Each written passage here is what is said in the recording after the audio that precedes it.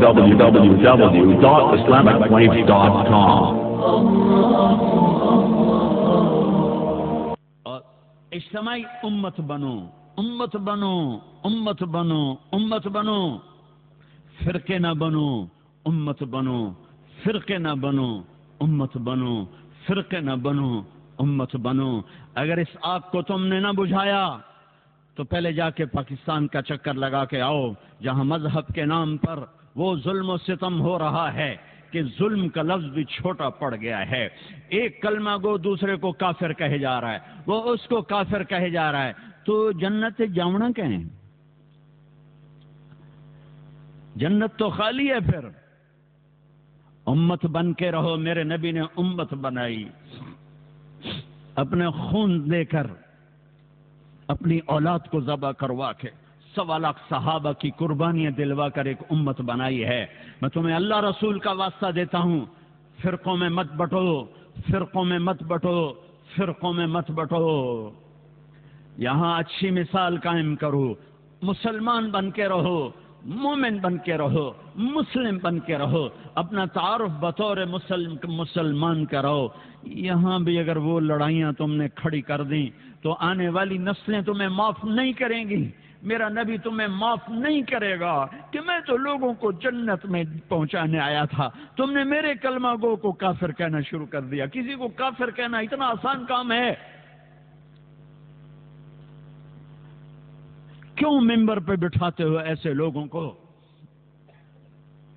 جو تمہیں فرقوں میں بانٹ کے چلے جاتے ہیں؟ میں بھی آ کے آگ لگا سکتا ہوں، لیکن میں نے اللہ کے رسول کو جواب دینا ہے۔ یہ ممبر محبت کے لیے بنایا گیا ہے، یہ ممبر نفرت کی آگ بھڑکانے کے لیے نہیں بنایا گیا کہ تم یہاں بھی مسجدوں میں پڑ چکے ہو، فرقوں میں پڑ چکے ہو، کیوں اپنے پاؤں پہ کلہاڑی مار رہے ہو؟ کیوں میرے نبی کی محنت کو آگ لگا رہے ہو؟ تمہیں کون آ کے بتائے گا، سمجھائے گا کہ تم وہ گندے جراثیم یہاں بھی لے کر بیٹھے ہوئے ہو اور اسی نفرتوں کی آگ میں جل رہے ہو، جل رہے ہو، جل رہے ہو؟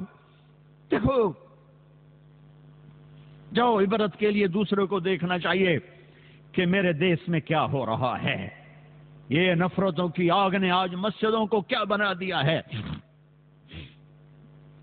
معصوموں کا خون دین کے نام پر، بے گناہوں کا خون دین کے نام پر کس نے یہ آگ لگائی ہے؟ تم سب سے بڑے یہ شراب بیچنے سے بھی بڑا جرم ہے اگر تم نے یہاں فرقہ واریت کو فروغ دیا۔ یہ سٹے سود سے بڑا جرم ہے اگر یہاں فرقہ واریت کی آگ لگائی۔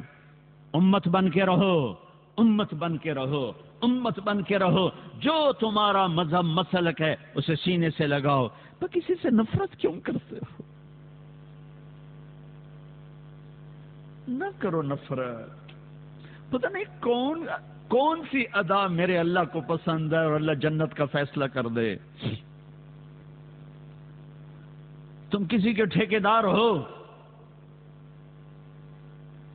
وہ تو کریم مہربان ہے، ایک کوئی عمل پسند آتا ہے اور جنت کا فیصلہ کر دیتا ہے۔ ساری زندگی کی عبادات کو ایک کوئی عمل ناپسند آتا ہے، دھتکار کے پھینک دیتا ہے۔ بے نیاز ہے۔ اپنے نبی کی محنت کو آگ نہ لگاؤ، اپنے نبی کی محنت پر پانی نہ پھیرو، اپنے دین کو بدنام نہ کرو، اپنے قرآن کو بدنام نہ کرو۔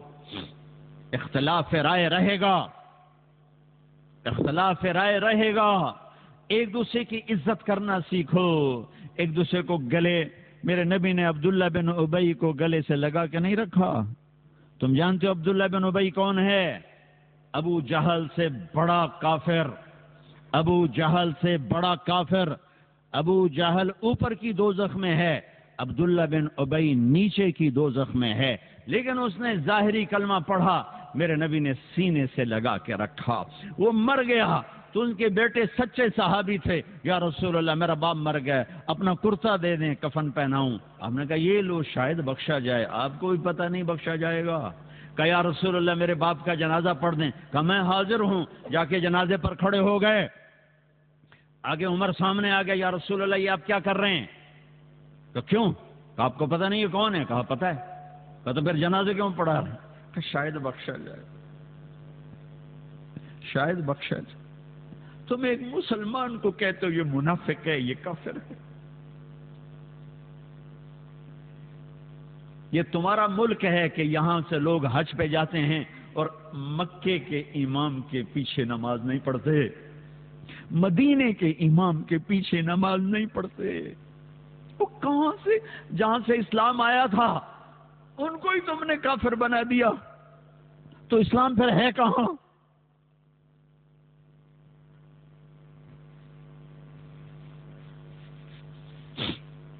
میرا رب اتنا کمزور ہو گیا ہے کہ کعبہ کے مصلی پر کافر کھڑے ہیں، مدینہ مسجد نبوی، میرا نبی اتنا کمزور ہو گیا ہے کہ ان کے مصلی پر کافر کھڑے ہیں، گستاخ رسول کھڑے ہیں۔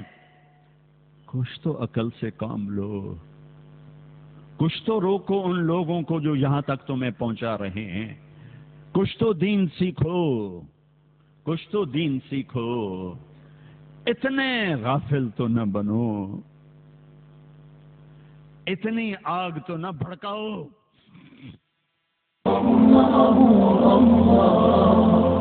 www.islamicwaves.com